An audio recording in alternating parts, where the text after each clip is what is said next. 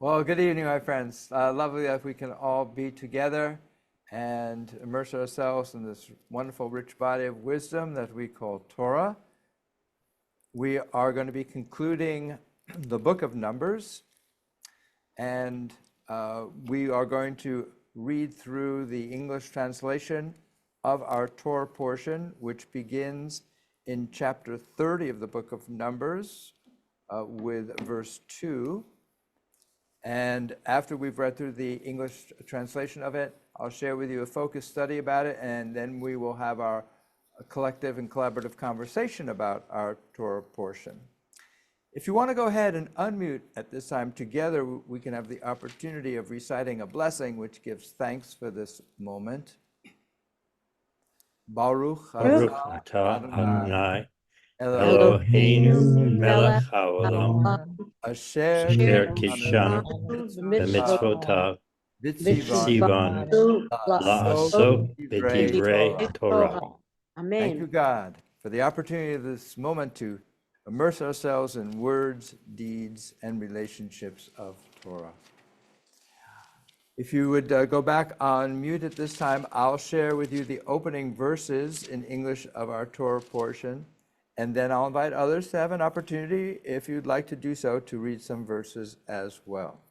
Once again, we are in the book of Numbers, chapter 30, beginning with verse 2. Moses spoke to the heads of the Israelite tribes, saying, "This is what God has commanded. If one makes a vow to God or takes an oath imposing an obligation on themselves, they shall not break their pledge. They must carry out all that has crossed their lips. If a woman makes a vow to God or assumes an obligation while still in her father's household by reason of her youth, and her father learns of her vow or her self-imposed obligation and offers no objection, all her vows shall stand, and every self-imposed obligation shall stand. But if her father restrains her on the day he finds out, none of her vows or self-imposed obligations shall stand, and God will forgive her since her father restrained her. If she should marry while her vow or the commitment to which she bound herself is still in force, and her husband learns of it and offers no objection on the day he finds out, her vow shall stand, and her self-imposed obligation shall stand. But if her husband restrains her on the day that he learns of it, he thereby annuls her vow which was in force or the commitment to which she bound herself, and God will forgive her. The vow of a widow or of a divorced woman, however, whatever she has imposed on herself, shall be binding upon her. So too, if while in her husband's household she makes a vow or imposes an obligation on herself by oath, and her husband learns of it, yet offers no objection, thus failing to restrain her, all her vows shall stand, and all her self-imposed obligations shall stand. But if her husband does annul them on the day he finds out, then nothing that has crossed her lips shall stand, whether vows or self-imposed obligations. Her husband has annulled them, and God will forgive her. Every vow and every sworn obligation of self-denial may be upheld by her husband or annulled by her husband. If her husband offers no objection from that day to the next, he has upheld all the vows or obligations she has assumed. He has upheld them by offering no objection on the day he found out. But if he annuls them after the day he finds out, he shall bear her guilt. Those are the laws that God enjoined upon Moses between a man and his wife, and as between a father and his daughter, while in her father's household by reason of her youth." We're now at the very start of chapter 31. June, would you like to read a little bit there, starting at verse 1 of chapter 31? Yes, thank you, Rabbi. The Lord spoke to Moses, saying, "Avenge the Israelite people on the Midianites, then you shall be gathered to your kin." Moses spoke to the people, saying, "Let men be picked out from among you for a campaign, and let them fall upon Midian to wreak the Lord's vengeance on Midian. You shall dispatch on the campaign 1,000 from every one of the tribes of Israel." So 1,000 from each tribe were furnished from the divisions of Israel, 12,000 picked for the campaign. Moses dispatched them on the campaign, 1,000 from each tribe, with Phinehas, son of Eleazar, serving as a priest on the campaign, equipped with the sacred utensils and the trumpets for sounding the blasts. They took the field against Midian, as the Lord had commanded Moses, and slew every male. Along with their other victims, they slew the kings of Midian, Evi, Rechem, Zur, Hur, and Reba, the 5 kings of Midian. They also put Balaam, son of Beor, to the sword. Thank you, June. Richard, do you want to read a little bit starting at verse 9? Yes, Rabbi, thank you. The Israelites took the women and children of the Midianite captive and seized as booty all their beasts, all their herds, and all their wealth. And they destroyed by fire all the towns in which they were settled, and their encampments. They gathered all the spoil and all the booty, man and beast, and they brought the captives, the booty, and the spoil to Moses, Eleazar the priest, and the whole of the Israelite community, at the camp in the steeps of Moab, at the Jordan, near Jericho. Moses, Eleazar the priest, and all the chieftains of the community came out to meet them outside the camp. Moses became angry with the commanders of the army, the officers of the thousands and the officers of hundreds who had come back from the military campaign. Moses said to them, "You have spared every female, yet they are the very ones who, at the bidding of Balaam, induced the Israelites to trespass against the Lord in the matter of Peor, so that the Lord's community was struck by the plague.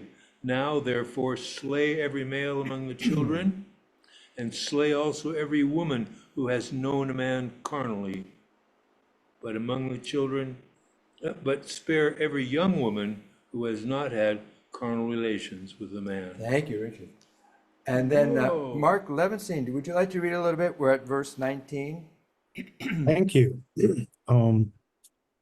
You shall then stay outside the camp 7 days, every one among you, or among your captives who has slain a person or touched a corpse, shall cleanse himself on the 3rd and 7th days. You shall also cleanse every cloth, every article of skin, everything made of goat's hair, and every object of wood. Eleazar the priest said to the troops who had taken part in the fighting, "This is the ritual that the Lord has enjoined upon Moses. Gold and silver, copper, iron, tin, and lead, any article that will stand fire, these you shall pass through fire, and they shall be clean, except that they must be cleansed with the water of lustration. And anything that cannot withstand fire, you must pass through water. On the 7th day, you shall wash your clothes and be clean, and after that you may enter the camp." The Lord said to Moses, "You and Eleazar the priest and the family heads of community take an inventory of the booty that was captured, man and beast, and divide the booty equally between the combatants who engaged in the campaign and the rest of the community. You shall exact a levy for the Lord in the case of the warriors who engaged in the campaign. 1 item in 500, persons, oxen, asses, and sheep shall be taken from their half share and given to Eleazar the priest as a contribution to Adonai. From the half share of the other Israelites, you shall withhold 1 in every 50 human beings, as well as cattle, asses, and sheep, all the animals, and give them to the Levites who attend to the duties of the God's tabernacle." Thank you so much. Dave, you want to read a little bit starting at verse 31? Moses and Eleazar the priest did as God commanded Moses. The amount of booty, other than the spoil that the troops had plundered, came to 675,000 sheep, 72,000 head of cattle, 61,000 asses, and a total of 32,000 human beings, namely the females who had not had carnal relations. Thus, the half share of those who had engaged in the campaign was as follows. The number of sheep was 337,500, and God's levy from the sheep was 675. The cattle came to 36,000, from which God's levy was 72. The asses came to 30,500, from which God's levy was 61. And the number of human beings was 16,000, for which God's levy was 32. Moses gave the contributions levied for God to Eleazar the priest, as God had commanded Moses. As for the half share of the other Israelites, which Moses withdrew from those who had taken field, that half share of the community consisted of 337,500 sheep, 36,000 head of cattle, 30,500 asses, and 16,000 human beings.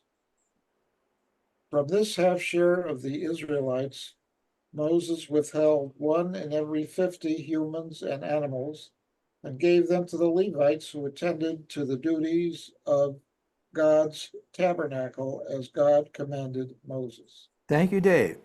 And Mark Thompson, would you like to read a little bit there, starting at verse 48? Thank you, Rabbi. Your servants have made, the commanders of the troop divisions, the officers of thousands, and the officers of hundreds approached Moses. They said to Moses, your servants have made a check of the warriors in our charge, and not one of us is missing. So we have brought as an offering to Adonai such articles of gold as each of us came upon, armlets, bracelets, signet rings, earrings, and pendants, that expiation may be made for our persons before Adonai. Moses and Eleazar the priest accepted the gold from them, all kinds of wrought articles, all the gold that was offered by the officers of thousands and the officers of hundreds as a contribution to Adonai, came to 16,750 shekels. But in the ranks, everyone kept his booty for himself. So Moses and Eleazar the priest accepted the gold from the officers of thousands and the officers of hundreds and brought it to the tent of meeting as a reminder in behalf of the Israelites before Adonai. Thank you so much, Robert. Would you like to read it at the very start of chapter 32 for a bit? Yes, thank you. Now the children of Reuben and the children of Gad had a very great multitude of cattle. And when they saw the land of Jazer and the land of Gilead, that behold, the place was a place for cattle, the children of Gad and the children of Reuben came and spoke unto Moses and to Eleazar the priest and unto the princes of the congregation, saying, Ataroth and Dibon and Jazer and Nimrah and Heshbon and Elealah and Shabam and Nebo and Beon, even the country which the Lord smote before the congregation of Israel, is a land for cattle, and thy servants have cattle. Wherefore said they, if we have found grace in thy sight, let this land be given unto thy servants for a possession, and grant us not over Jordan, and bring us not over Jordan. And Moses said unto the children of Gad and to the children of Reuben, shall your brethren go to war, and shall ye sit here? And wherefore discourage ye the heart of the children of Israel from going over into the land which the Lord hath given them? Thus did your fathers when I sent them from Kadesh Barnea to see the land. For when they went up unto the valley of Eshcol and saw the land, they discouraged the heart of the children of Israel, that they should not go into the land which the Lord had given them. And the Lord's anger was kindled the same time, and he sware, saying, surely none of the men that came up out of Egypt from 20 years old and upward shall see the land which I swear unto Abraham, unto Isaac, and unto Jacob, because they have not wholly followed me, save Caleb and the son of Jephunneh, and Kenizzite, and Joshua the son of Nun, for they had wholly followed the Lord. And the Lord's anger was kindled against Israel, and he made them wander in the wilderness 40 years, until all the generation that had done evil in the sight of the Lord was consumed. And behold, ye are even risen up in your father's stead, an increase of sinful men, to augment yet the fierce anger of the Lord toward Israel.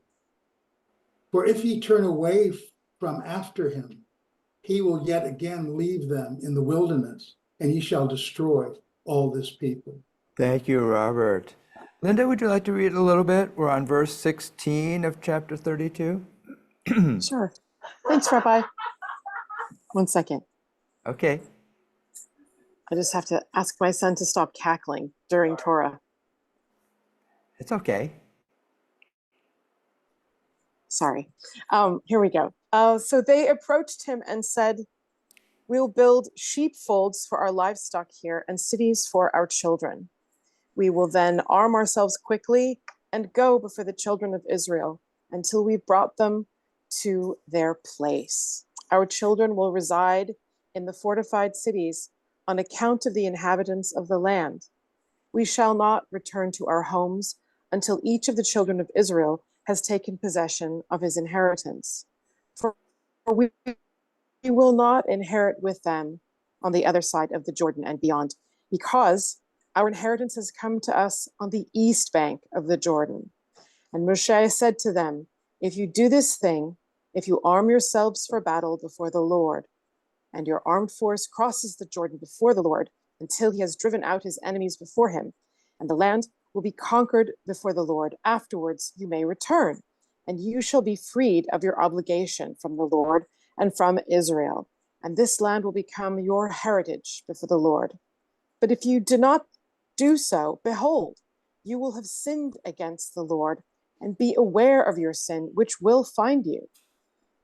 So build yourselves cities for your children and enclosures for your sheep, and what has proceeded from your mouth you shall do. The descendants of Gad and the descendants of Reuven spoke to Moshe, saying, your servants will do as my master commands. Our children and our wives, our livestock and our cattle will remain there in the cities of Gilead. But your servants will cross over, all who are armed for combat before the Lord for the battle, as my master has spoken. Thank you And so Moshe much. commanded Eleazar. Thank you. Thank you so much, Linda. Let's see, Jim, if you've got your audio worked out, if you can. Oh, Can you hear me? yes, it's working. Thank Does you. everybody else hear too? Yeah, What? we can hear you.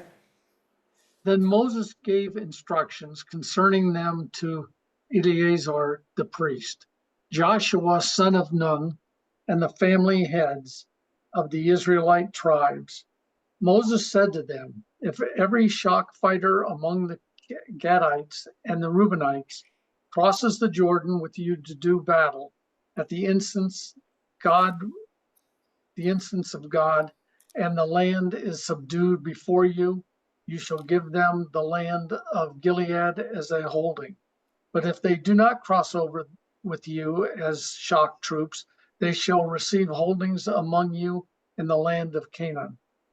The Gadites and the Reubenites said in reply, whatever Lord has spoken concerning your servants, that we will do. We ourselves will cross over as shock troops at the instance of the Lord into the land of Canaan, and we shall keep our hereditary holding across the Jordan. So Moses assigned to them, to the Gadites, the Reubenites, and the half tribe of Manasseh, son of Joseph, the kingdom of Sihon, king of the Amorites, and the kingdom of King Og of Bashan, the land with the various cities and the territories of their surrounding towns. The Gadites rebuilt Dibon, Ataroth, Aror, and Oror Shapan, Jazer, Longbeha, Beth Nimrah, and Beth Haran as fortified towns or as enclosures for flocks. The Reubenites rebuilt Hashan, Elah, Karlatham, Nebo, Baal-meon, some names being changed, and the Sibmah. They gave their own names to towns and they rebuilt. The descendants of Machir, son of Manasseh, went to Gilead and captured it, disposing of the Amorites who were there. So Moses gave Gilead to Machir, son of Manasseh, and he settled there. Jahar, son of Manasseh, went and captured their villages, which he renamed Harvoth Jahar, and Nobah went and captured Kenath and its dependencies, renaming it Nobah after himself. Fantastic, Jim. Thank you so much. Deborah, would you like to read a little bit? We're at the very start of chapter 33 now. Sure, thank you very much. These were the marches of the Israelites who started out from the land of Egypt, troop by troop, in the charge of Moses and Aaron. Moses recorded the starting points of their various marches as directed by God. Their marches by starting points were as follows. They set out from Ramses in the first month on the 15th day of the first month. It was on the morrow of the Passover offering that the Israelites started out defiantly in plain view of all the Egyptians. The Egyptians, meanwhile, were burying those among them whom the Lord had struck down, every firstborn, whereby God executed judgment on their gods. The Israelites set out from Ramses and encamped at Sukkot. They set out from Sukkot and encamped at Etam, which is on the edge of the wilderness. They set out from Etam and turned about toward Pi Ha'irot, which faces Baal Zephon, and they encamped before Migdol. They set out from Pene Ha'irot and passed through the sea into the wilderness, and they made a 3 days' journey in the wilderness of Etam and encamped at Marah. They set out from Marah and came to Elim. There were 12 springs in Elim and 70 palm trees, so they encamped there. They set out from Elim and encamped by the Sea of Reeds. They set out from the Sea of Reeds and encamped in the wilderness of Sin. They set out from the wilderness of Sin and encamped at Dovka. They set out from Dovka and encamped at Alush. They set out from Alush and encamped at Rephidim. It was there that the people had no water to drink. They set out from Rephidim and encamped in the wilderness of Sinai. They set out from the wilderness of Sinai and encamped at Kibrot Hatava. They set out from Kibrot Hatava and encamped at Hazerot. They set out from Hazerot and encamped at Rithma. They set out from Rithma and encamped at Rimon Perez. They set out from Rimon Perez and encamped at Libna. They set out from Libna and encamped at Risa. They set out from Risa and encamped at Kehelat. They set out from Kehelat and encamped at Mount Shefer. They set out from Mount Shefer and encamped at Haradah. They set out from Haradah and encamped at Makhelot.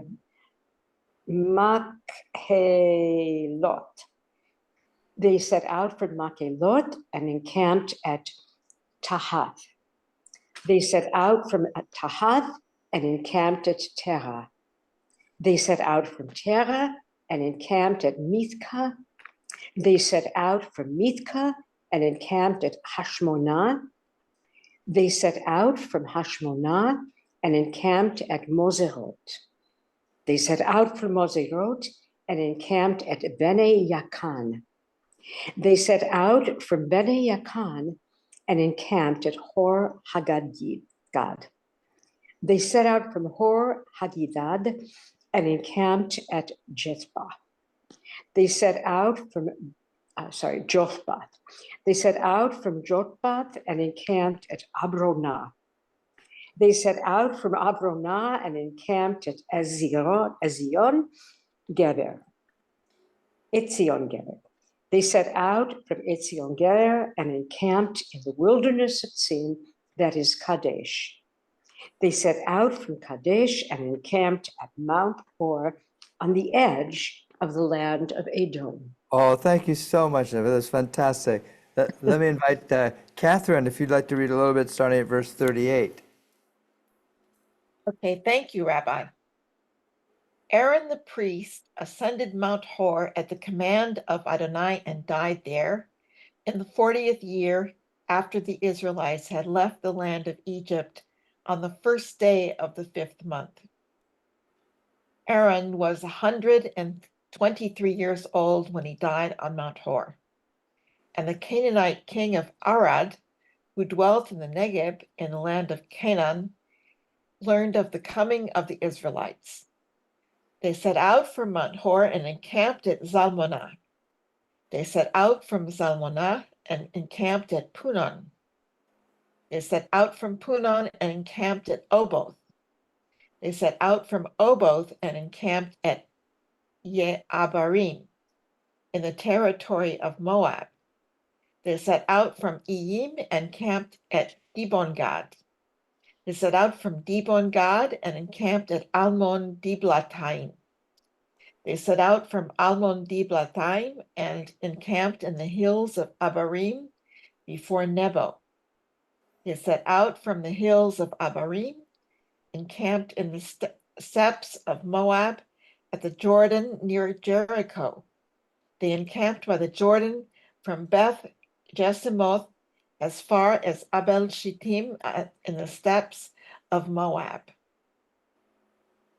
In the steppes of Moab at the Jordan near Jericho, Adonai spoke to Moses, saying, "Speak to the Israelite people and say to them, when you cross the Jordan into the land of Canaan, you shall dispossess all the inhabitants of the land. You shall destroy all their figured objects. You shall destroy all their molten images, and you shall demolish all their cult places. And you shall take possession of the land and settle in it, for I have assigned the land to you to possess. You shall apportion the land among yourselves by lot, clan by clan. With larger groups, increase the share. With smaller groups, reduce the share. Wherever the lot falls for anyone, that shall be his. You shall have your portions according to your ancestral tribes. But if you do not dispossess the inhabitants of the land, those whom you allow to remain shall be stings in your eyes and thorns in your sides, and they shall harass you in the land in which you live, so that I will do to you what I plan to do to them." Oh, thank you, Catherine. Anne, do you want to do any reading this evening? We're on the start of chapter 34. Sure. Great. We're at 53. We're on chapter 34, verse 1. I have a different version, sorry. Okay.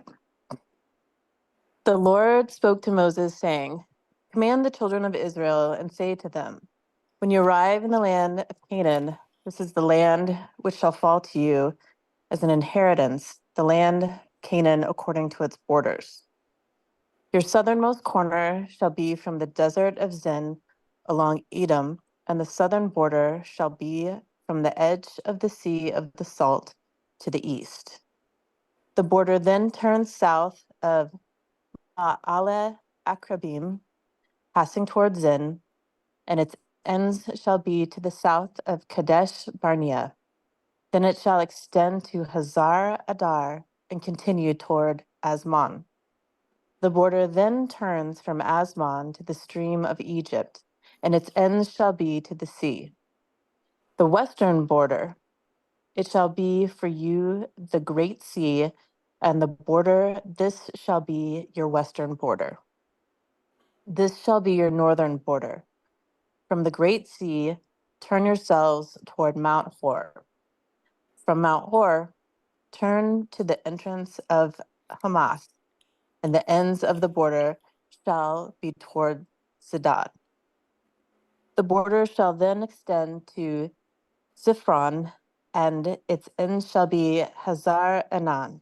This shall be your northern border. You shall then turn yourselves for the eastern border from Hazar Enan to Shephem. The border descends from Shephem toward Riblah to the east of Ain.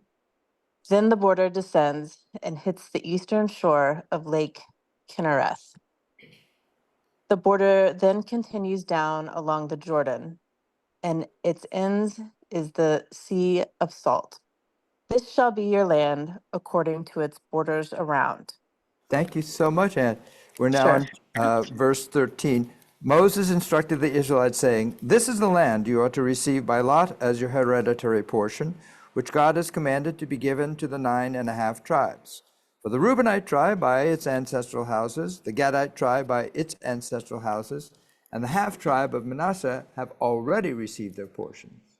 Those 2.5 tribes have received their portions across the Jordan, opposite Jericho, on the east, the orient side." God spoke to Moses, saying, "These are the names of the men through whom the land shall be a portion for you: Eleazar the priest and Joshua son of Nun. And you shall also take a chieftain from each tribe through whom the land shall be a portion. These are the names of the men. From the tribe of Judah, Caleb son of Jephunneh. From the Simeonite tribe, Samuel son of Amminadab. From the tribe of Benjamin, Elidad son of Chislon. From the Danite tribe, a chieftain, Buki son of Yogli. From the descendants of Joseph, from the Manassite tribe, a chieftain, Haniel son of Ephod. And from the Ephraimite tribe, a chieftain, Kemuel son of Shiftan. From the Zebulunite tribe, a chieftain, Elizaphan son of Panach.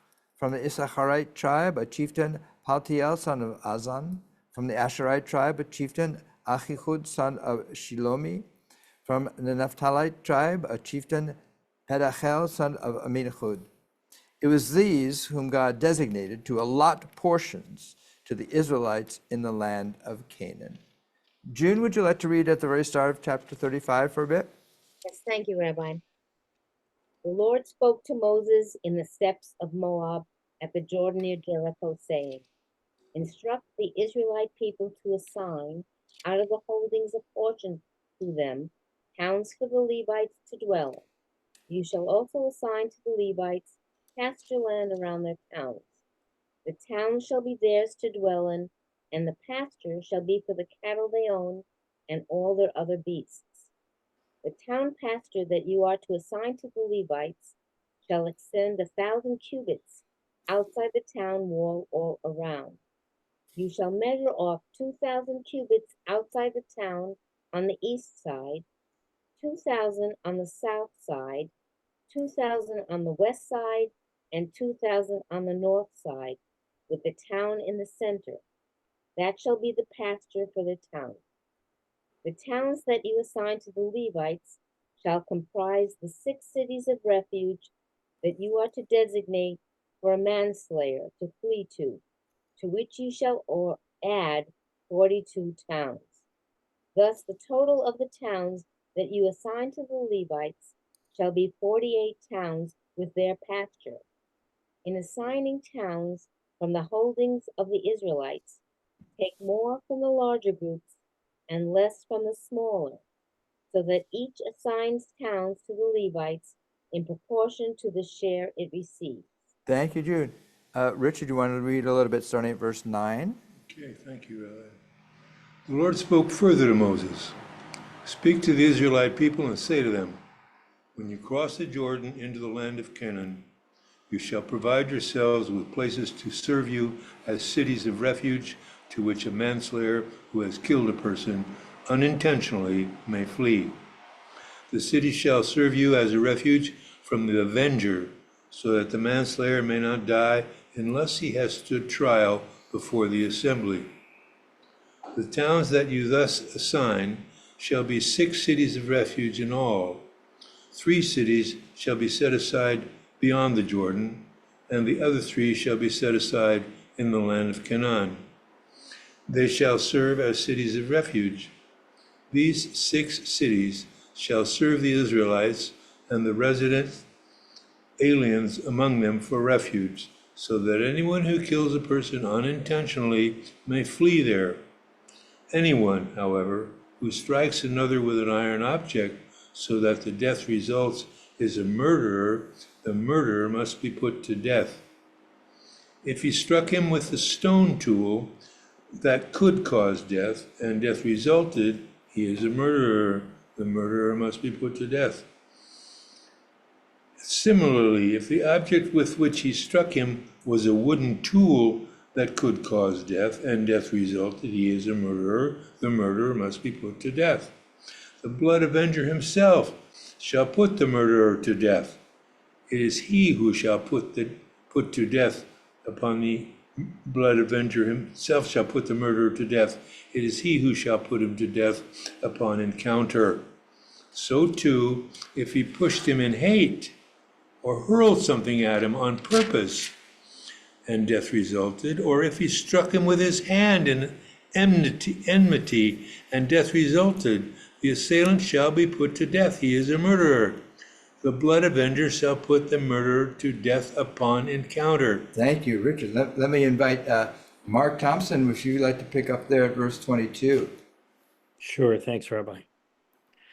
But if he pushed him without malice, aforethought, or hurled any object at him unintentionally, or inadvertently dropped upon him any deadly object of stone, and death resulted, though he was not an enemy of his, and did not seek his harm, in such cases the assembly shall decide between the slayer and the blood avenger. The assembly shall protect the manslayer from the blood avenger, and the assembly shall restore him to the city of refuge to which he fled, and there he shall remain until the death of the high priest, who was anointed with the sacred oil. But if the manslayer ever goes outside the limits of the city of refuge to which he's fled, and the blood avenger comes upon him outside the limits of his city of refuge, and the blood avenger kills the manslayer, there is no blood guilt on his account, for he must remain inside his city of refuge until the death of the high priest. After the death of the high priest, the manslayer may return to his land holding. Such shall be your law of procedure throughout the ages in all your settlements. If anyone kills a person, the manslayer may be executed only on the evidence of witnesses. Testimony of single witness against a person shall not suffice for a sentence of death. You may not accept a ransom for the life of a murderer who is guilty of a capital crime. He must be put to death. Nor may you accept ransom in lieu of flight to a city of refuge, enabling one to return to live on his land before the death of the priest. You shall not pollute the land in which you live, for blood pollutes the land, and the land can have no expiation for blood that is shed on it, except by the blood of him who shed it. You shall not defile the land in which you live, in which I myself abide, for I, your God, abide among the Israelite people. Thank you so much, Mark. Dave, would you like to pick up there at the very start of chapter 36?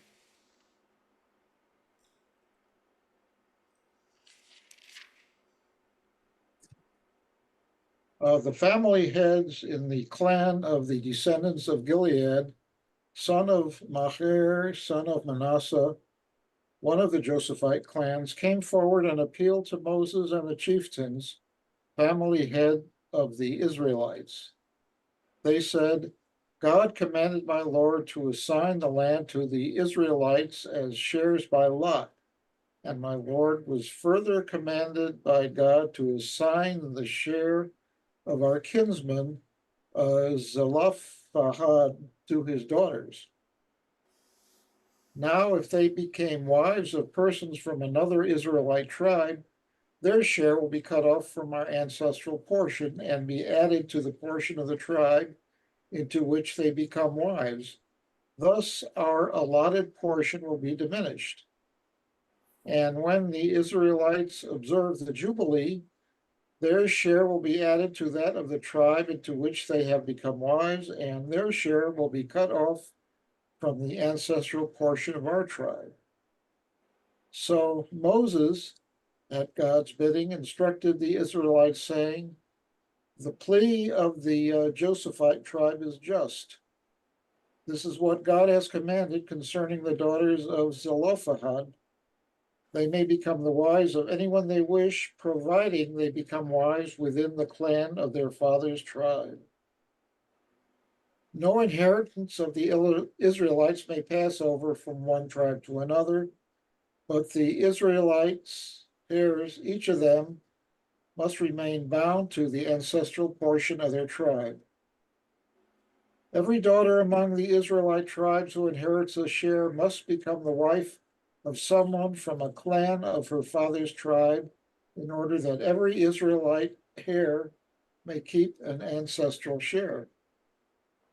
Thus, no inheritance shall pass over from one tribe to another, but the Israelite tribes shall remain bound, each to its portion. The daughters of Zelophehad did as Adonai commanded Moses. Mala, Tizra, Hoglah, Milcah, Noah, Zelophehad's daughters became the wives of their uncle's sons, becoming wives within the clans of the descendants of Manasseh, son of Joseph, and so their share remained in the tribe of their father's clan.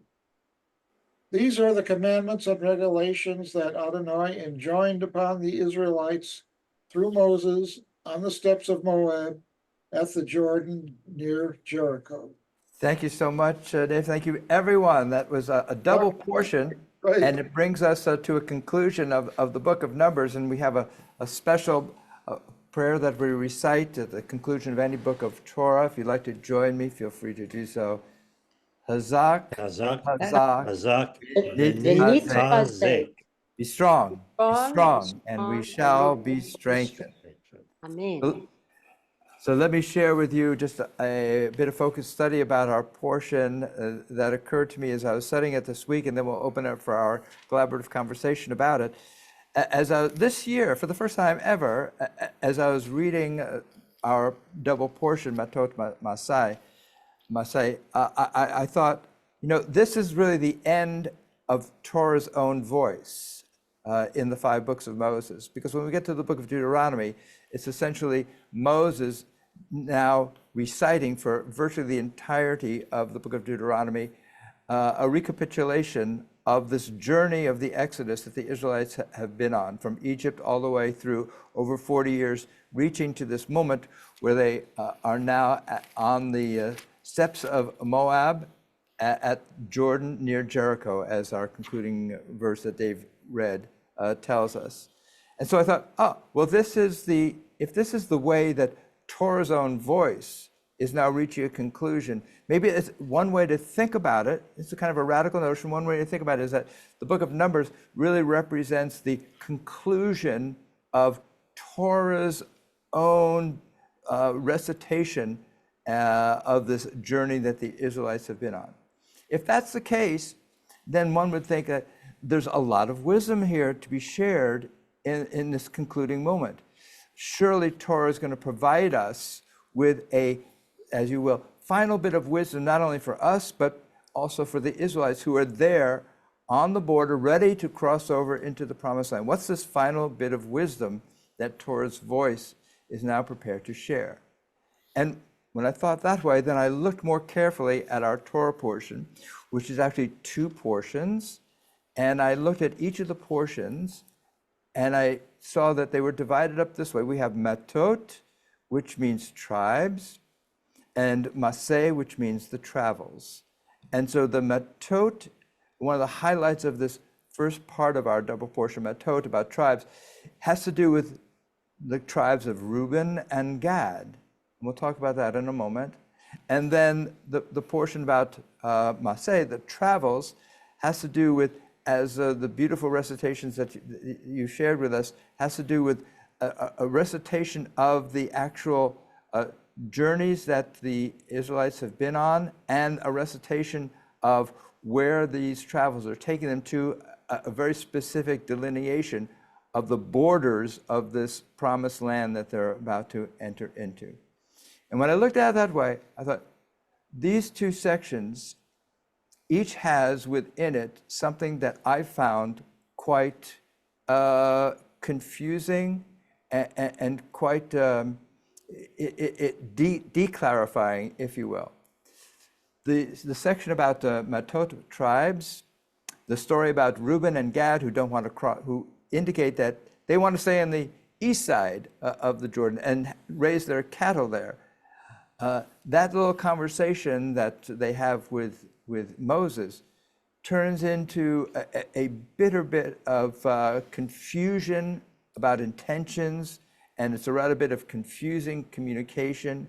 And then I also realized, the book of Numbers starts off with this description of all the tribes coming together within their unique families, but they're all surrounding the Mishkan, and they're all in a very orderly line of march. And so it gives hope to the fact that this is a group of people who have just left hundreds of years of slavery, and now they're finding some degree of order coming out of that chaos, the order being found both within their unique tribes, and then an order that's created by uniting around a central principle, that central principle being manifested physically by the Mishkan. And here at the book of Numbers, we begin to see the shattering, if you will, of that sense of order that the book of Numbers opened with. We have Gad and Reuben, those two tribes, kind of breaking away from what had been presumed to be the overall mission of these 12 tribes, which was to all together cross over into what had been designated as the Promised Land and to create a commonality there, a nation there. And Gad and Reuben are pulling off. I found that rather ambiguating as to what was the whole mission about, and what is the nature of these tribes? Were they to be just, was it momentary, or was there something aspirational that was to come out of this collection of tribes to create a greater sense of unity? And then when the second part, Maaseh, having to do with travels, what I found striking is that this very precise description that's being given of the borders of this promised land that they're entering into is quite clear. Now, if you look at the study sheet, I have here number 1, the verses from our Torah portion that describe that border, in particular, the eastern border. The boundary shall continue downward and abut on the eastern slopes of the Sea of Kinneret. The boundary shall then decide along the Jordan and terminate at the Dead Sea. So according to that description, the eastern border extends as far as the Dead Sea. That, however, conflicts greatly with the description of the borders of the Promised Land as was given to the Israelites at the beginning of their journey that we find in the book of Exodus, and that's here also under number 1. And this describes the eastern borders this way from Exodus. I will set your borders from the Sea of Reeds to the sea and Philistia, and from the wilderness to the Euphrates.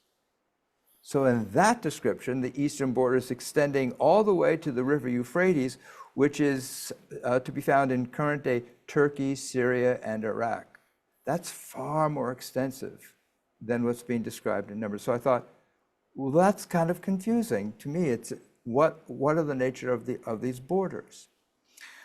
Then in Matot, our description of this confrontation between Moses and Dan and Gad, these two tribes say to Moses in our Torah portion, don't cause us to cross over to the Jordan.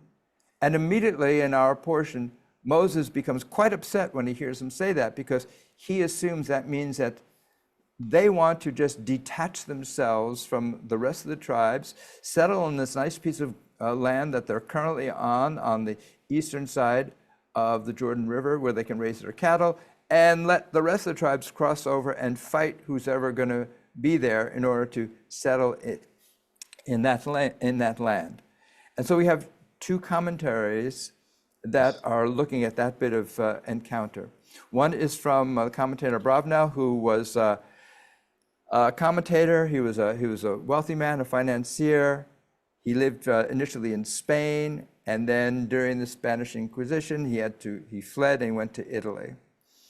And he wrote, they confuse Moses By their speech, they led him to assume that they feared the battle ahead and were seeking a way to avoid helping conquer the land. They should have said it this way: "We are ready to join in conquering the land and will be satisfied if you allow us to inherit this land east of the Jordan."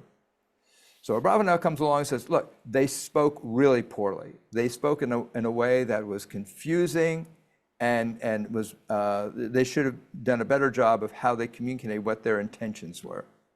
And we have another commentator who lived, roughly about the same time, Akedah Yitzhak, who's also born in Spain, also during the Inquisition, and has to flee also to Italy. And he writes this: Moses should have apologized for his hasty, false assumptions. Their error was not in their motives, but in their lack of clarity about their goals. They were incapable of articulating a clear direction. So here, Akedah Yitzhak, rather than laying the blame entirely on the two tribes for communicating poorly, he criticizes Moses for jumping to conclusions. So I read all this material and I think, wow, here we are, we're ending up with Torah's final bit of words of wisdom, both to the Israelites back then and to us today, about what it means to cross over and enter into a place and moment of promise. And what are the words of wisdom doing for us? They're not clarifying a lot. In fact, they're causing a little bit of confusion, a little bit of ambiguity, and lack of clarity.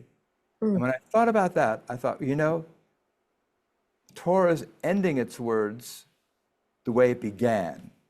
If you think about the book, when you think about Genesis, the opening verse, which we have read before, Bereshit bara Elohim et hashamayim ve'et ha'aretz, which often gets translated as "in the beginning God created the heavens and the earth." When we've studied that rather closely and read that text rather closely, we've recognized that Bereshit as a Hebrew phrase is really a nonsensical phrase. It really violates the rules of Hebrew grammar. And in that sense, the very opening word itself of our Bible, of the Jewish Bible, instead of beginning with clarification and rules and something that would give us a sense of trying to understand how existence came into being, how we all came into being, to provide us some kind of clarity about the nature of existence and our own role in it. Instead, it starts off with confusion, ambiguity, a violation of rules. And so the Torah begins with confusion and ambiguity, and ends, I would like to suggest, in the same way. And perhaps it is doing that because it wants to emphasize, if you want to live within this promise, you need to rely less upon absolute finality of answers, and you need more to swim within the sea of ambiguity. Because when you swim within the sea of ambiguity, it provokes from us the challenge to find and create meaning, rather than assume that meaning is being handed to us. So with that, I'd like to take a look at our painting. This painting is by Helen Frankenthaler. Helen Frankenthaler was a Jewish woman, grows up in New York City. She goes to the Dalton School, which is a very famous private school on the Upper East Side of New York. Then she goes to Bennington College, and then she comes back from Bennington College and she gets immersed in the world of abstract expressionist art in New York City. In the end of the 1940s, beginning of the 1950s, she meets a lot of the very, by then already well-established abstract expressionists, Jackson Pollock, Hans Hofmann, and a number of others. And she begins at the age of 20 to begin to paint and be a part of this group. And by the age of 24, she had already innovated a completely new radical style for abstract expressionist painting, which is exemplified here as one of the works she did. I think this was done in 1957. This particular piece is called 7 Types of Ambiguity. And what she did was, instead of the kind of abstract paintings that were being done in the 40s and 50s, which were by and large rather spectacular, rather muscular, rather full of thick paint and broad strokes, what she did was she took turpentine and watered down her oil paints on her canvas, which caused them, instead of to rise up from the canvas, which is what they did in most of the abstract expressionist work, they sank down into the canvas and they became thinned out. And this soak stain process that she innovated became quite influential in opening up new vistas for what abstract expressionist work might look like. This work that she did, called 7 Types of Ambiguity, was based upon a work that was done by a literary critic from 20 years before, in which he argued in this book called 7 Types of Ambiguity that ambiguity is not a hindrance to meaning, it's the very source of meaning. Because what one does when one encounters, either in writing or in other art forms, ambiguity, one as the reader or viewer hopefully becomes more provoked to try and have a conversation with the piece, to try and understand, well, what is happening here? And that participation by the reader or the viewer then becomes actually a central part of the creative process itself. The viewer, the reader, helps to create the piece, if you will. And so this is what, on the back of our study sheet, I have here from Helen Frankenthaler, one of the things that she said about the importance of ambiguity.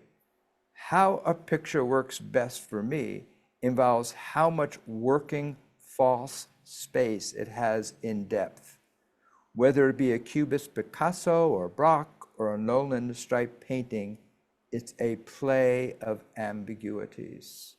And I think what she means by working false space there is that there is space that is left for the viewer to kind of move oneself into and explore, develop, and extract and create some kind of meaning there, rather than it being a totalized, finally complete piece that is the full and complete expression by the artist.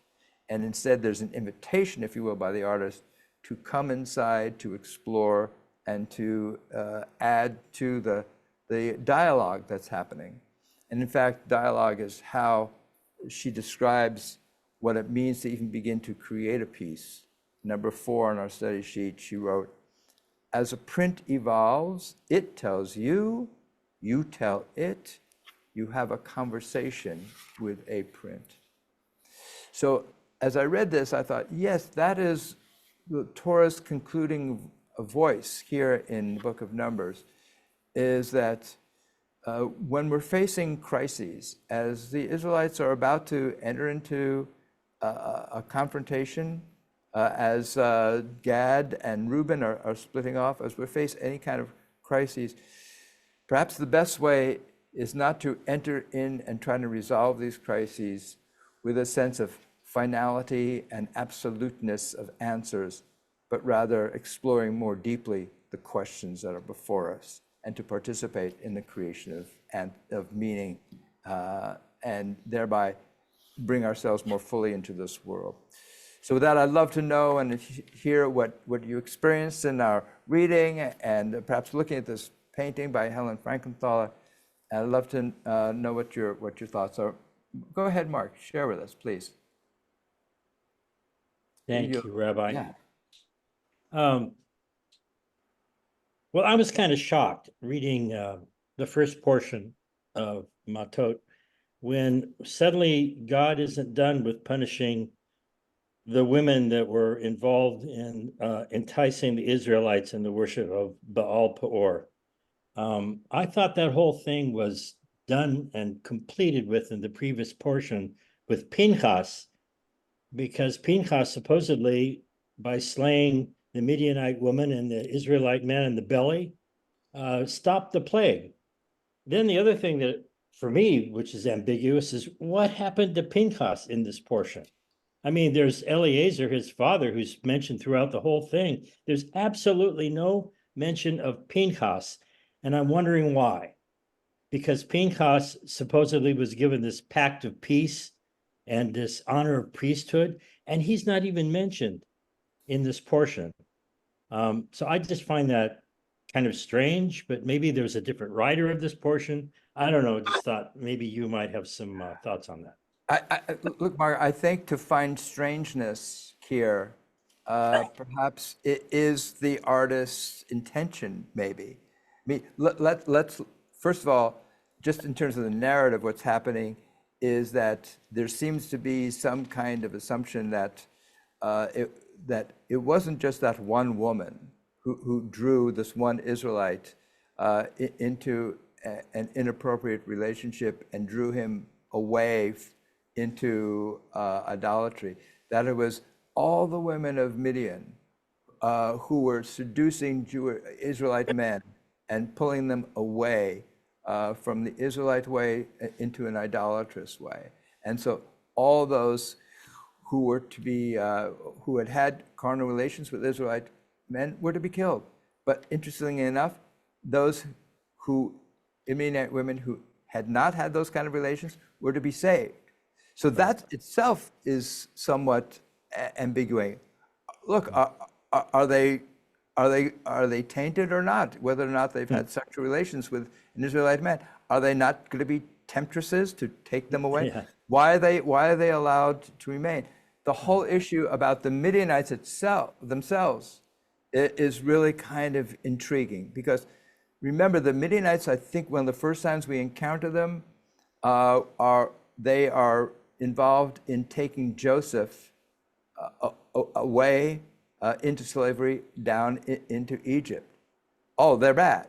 Okay, but then we next encounter them when Moses flees Egypt, and he goes where? To Midian. And what does he find in Midian? He finds sanctuary. He finds a second chance. Not only does he's brought into a family. He's brought into the family of a Midianite priest. He marries a Midianite woman. All right, and so, oh, they're good.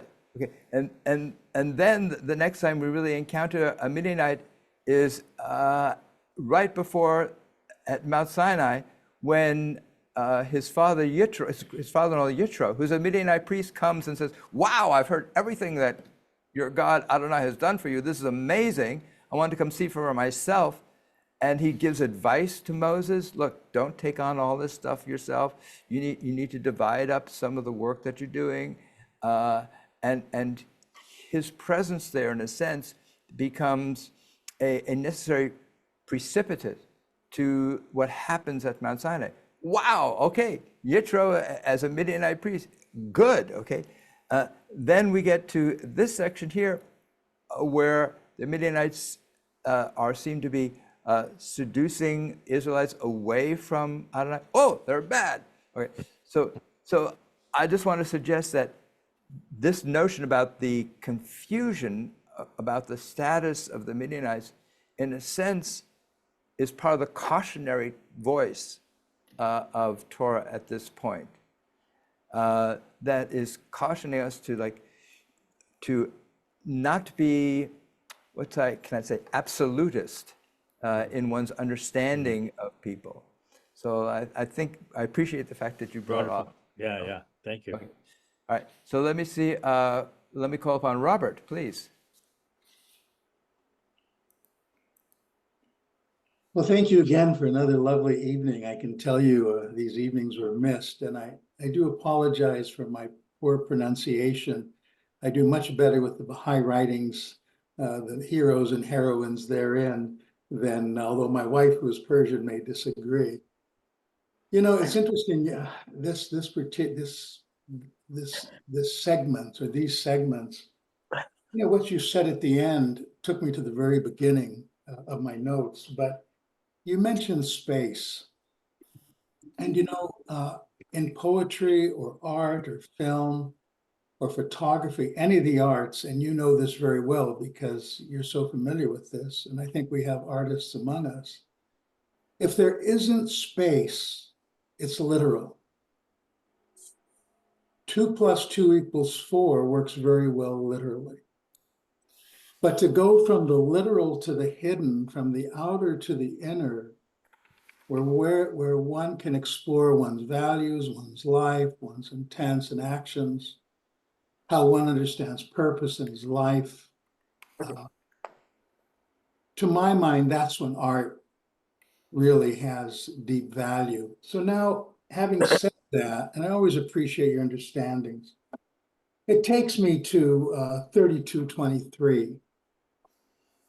And there we found, and be sure your sin will find you out. I made a notice as this was being read, and I thought to myself, this is so pertinent inwardly. It's talking about it outwardly, about historically at that time, but inwardly, be sure your sin will find you out. It's an opportunity, in our lives every day, if we bring ourselves to account at some point, it gives us an opportunity to evaluate those things that maybe make us a little uncomfortable with what we've done during the day, or what we might have done better, or how we might have improved the life of someone and so forth.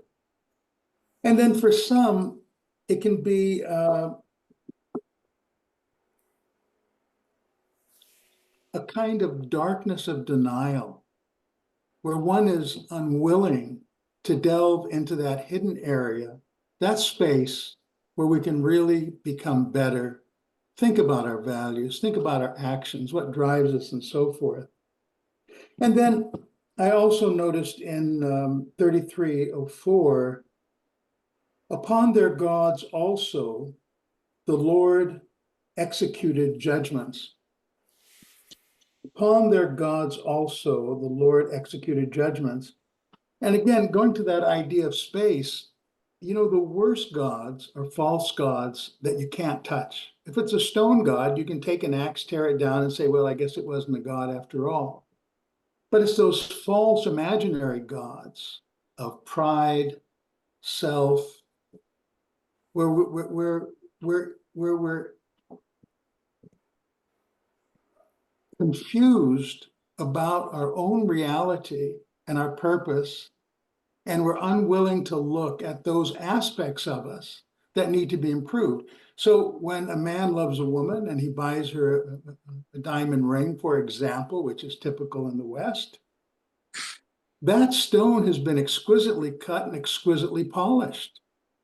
But that jeweler, that diamond cutter, and by the way, I've been to Belgium, as you all have, where these folks carrying diamonds is just crazy. Every store almost has diamonds.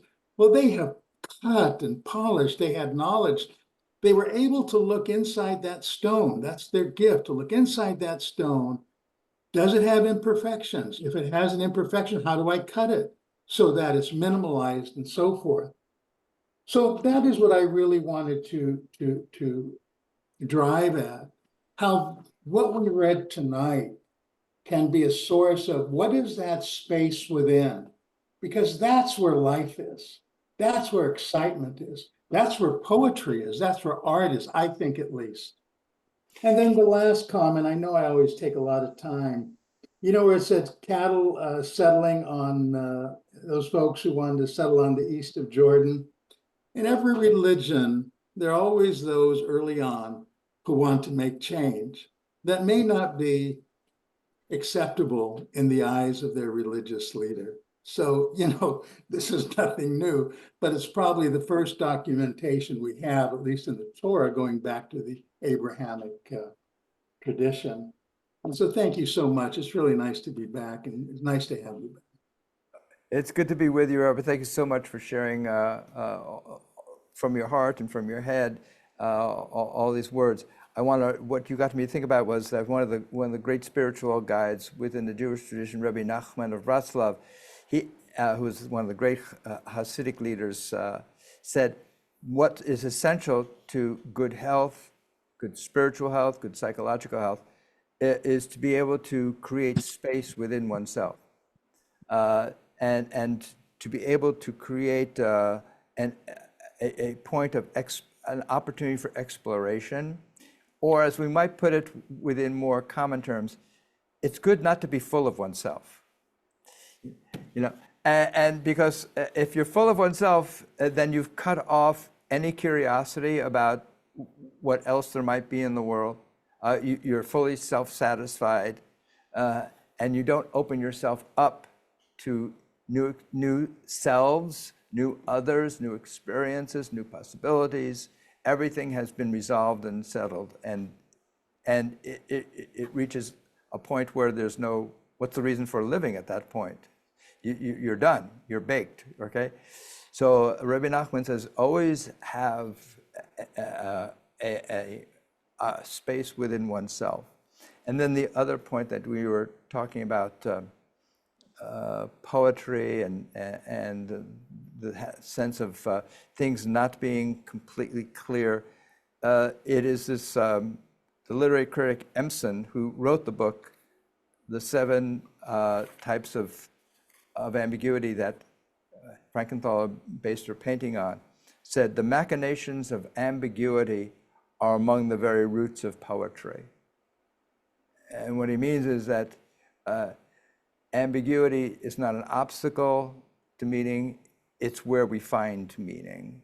By creating that kind of, the writer, the artist creates space for us to then go into and participate in the extraction and creation of meaning. So thank you so much for that. Let me call upon Catherine. Hi. Rabbi, what you were just saying about the space within oneself brought to mind how I've noticed that the truly great athletes in the Olympics are the ones who linger after winning to congratulate the other competitors in the race, regardless of what team they're on. So I've been admiring those athletes. That's lovely. Okay. I was puzzling over the fact that at the beginning of the Parshat Matot, that there was this section where we see the women and their vows, and how their vows cannot prevail if there are male objections, namely objections of the fathers or the husbands. And that at the end of Masei, we have also women who are, I guess you might say, creating a possible source of ambiguity in terms of the boundaries of the lands through marriage. And so there's this sort of attempt to sort of rein them in a little bit there. Oh, I love that phrase you just used, Catherine, creating ambiguities about borders, because of course, that's exactly what the daughters of Zelophehad potentially could be doing by, if they were to marry people from a different tribe, they'd be taking land that they had inherited, and then that land would then be part of some other tribes. And so, yeah, so you have this sense, what I get from what you just said, all of a sudden there's this male anxiety about, oh, wait, I thought we had order. I thought everything was going to be clear. I thought, you know, you've got this, I've got this, I'm me and you're you. And then these women come around and they try and like mess with my sense of order. and so it's lovely that you bring up connecting both the discussion of vows and the and the male attempt to kind of control the validity of those vows, and then what's happening at the end with the male anxiety about no, you know, we need to get back to clear lines, and we know where things are, and the women are ready to kind of somehow blur those boundaries. I love that in the context of what I'm suggesting is happening here in the book of Numbers, which is really, it's raising all these issues. It's raising the possibilities that, I wonder if clear boundaries is really the best way to do things. We have this description of the boundaries of the land of Israel in the book of Numbers, which is different than the description in the book of Exodus. So we have this notion that there's a voice, at least a voice within Torah, which is saying, yeah, not so sure that strict boundaries is the best way to go. And maybe we need to have ways and processes for some kind of opportunities for more fluid sense of what life is all about. Richard, do you want to share something? Yes, to tag on here, there's a whole bunch of it in here, but one of the things, of course, in here, our writer says, the biblical record deals with the realities of its age as in the matter of slavery. It does, however, with underlying assumption that while religious rights revolve around men, the religious impulse and God's relationships to women are neither prejudiced nor affected. The matter of human dignity, faith, and ethical behavior, the Bible knows only of human beings without respect to their sexual differences. Well, then, I don't believe that at all. If a woman can't say no, there's no respect. And and you also talked about the Gadites and the Reubenites wanting to go over to what was Goshen, maybe? And doesn't that, didn't we hear that in Genesis? Go tell them you're cattle people, so you can live over here and we can go worship there. So that's a take on that. And yeah, well, maybe there are schisms there. And you got to have all these schisms unite if you're going to do a project. Well, we're faced with that right now with Gaza. And if I look back at the history of the Arabian Peninsula and the Arab states, they have lots of schisms and lots of people who are willing to be terrorists and lots of Sunnis who don't want to do that. And makes it very difficult to find who are the Palestinians that we can work with. And it's very difficult. And so I'm going to what you're saying about this ambiguity, that maybe this Numbers is going, we had all this stuff and we're trying to avoid being totally fundamentalist. That's not working out for us. So here's what you guys are going to have to deal with now in the 21st century.